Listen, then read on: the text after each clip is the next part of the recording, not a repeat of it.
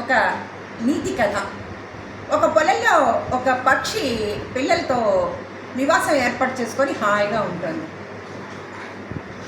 ఒకరోజు రైతు పొలానికి వచ్చాడు. పొలం కోతకు వచ్చింది.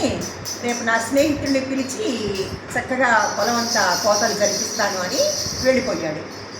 వెంటనే తల్లి పక్షి ఆహార సేకరణకి వెళ్ళి వచ్చింది.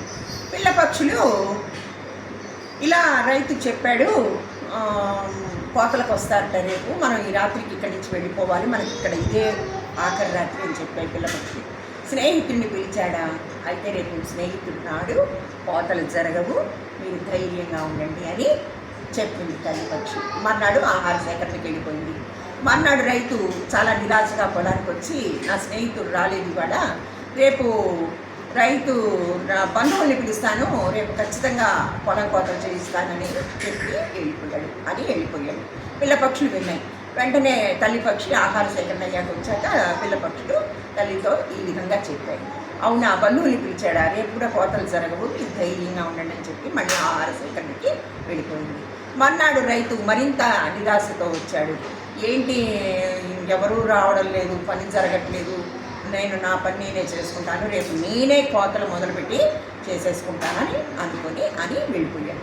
ఆ మాటని తల్లి పక్షికి చెప్పాయి పిల్లలు. అవునా, అయితే ఈ రాత్రికి మనం వెళ్ళిపోవాల్సింది వేరే చోటుకి, ఇక్కడ మనం ఉండలేము, ఎందుకంటే రైతే కోతలు జరిపిస్తానన్నాడు కాబట్టి అని చెప్పింది. అవునా, ఎందుకు నువ్వు మన్నాడే క్రితం రోజేమో ధైర్యంగా ఉండండి అని చెప్పి ఇవాడు ఇలా అంటున్నావు ఏంటని పిల్ల పక్షులు ప్రశ్నించాయి.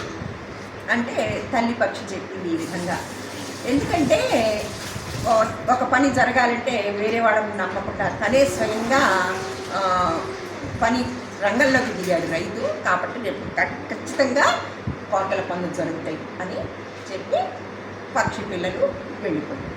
ఈ కథ బాగానే ఉంది, కానీ ఇందులో నీతి ఏంటంటే ఒకళ్ళ సహాయం కోరచ్చు, తీసుకోవచ్చు, తప్పు లేదు, కానీ మన పని సక్రమంగా జరగాలి అంటే మన స్వయం కృషి మీద నమ్మకం ఉండాలి.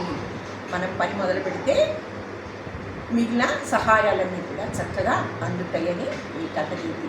అందరికీ ధన్యవాదములు. సర్వేజన సుఖినో భవంతు. మీ అభిమాన హిమబాల.